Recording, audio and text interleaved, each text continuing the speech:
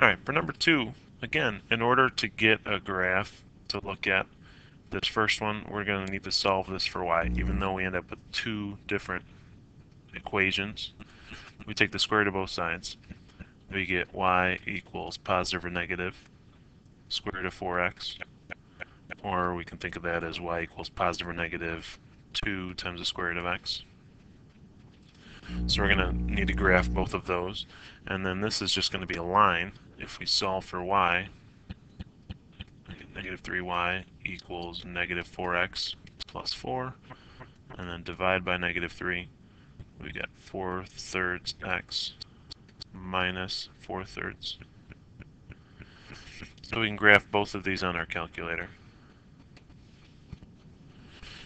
Fortunately, my calculator's not working right now, but basically this ends up being a sideways parabola again.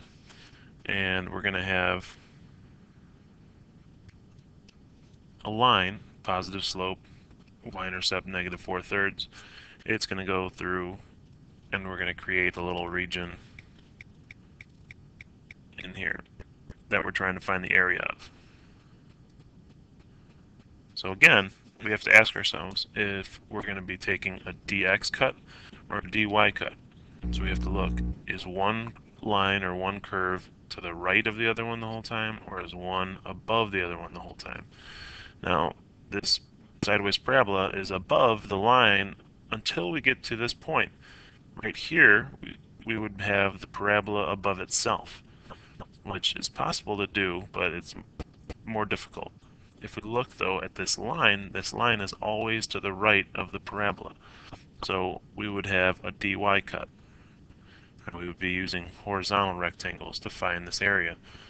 We're going to use a dy cut, which means everything in our definite integral has to be in terms of y. And our line is the one that's to the right. That's our right function. This is going to be our left function. So we need to figure out what these two values are, our lowest and highest y value on the interval, and we need to write these in terms of y, so we're solving them for x. So if we solve this first one for x, all we have to do is divide both sides by 4, so we get x equals 1/4 y squared.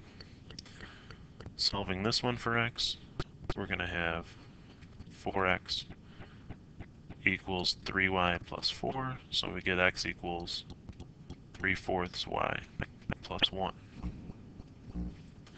So here now we have these two equations solved for x. So we know that in our integral we have the right function minus the left one. Well, the line, this is our right function. The sideways parabola is our left function. So we're going to have 3/4 y plus 1 minus 1/4 y squared dy. But we still need to figure out what's our lower and upper limit. And we can do that now that we have them both solved for x. We can just set both of these equal to each other. So 1/4 y squared equals 3/4 y plus 1. Now, not too pretty with fractions in there. We can get rid of those pretty easily if we just multiply both sides by 4, right, by our denominator, and that's going to cancel out any fractions we have. So we have y squared equals 3y plus 4. Now, since we have a squared term here and a y term, we can get everything on one side factor. So we get y minus 4 times y plus 1. So we get y equals -1 or positive 4. So our c value, our lowest y value is -1, highest one is 4. So we're going from -1 to 4 for our definite integral. And if we evaluate this, we should get 125 over 24. Approximately 5.21.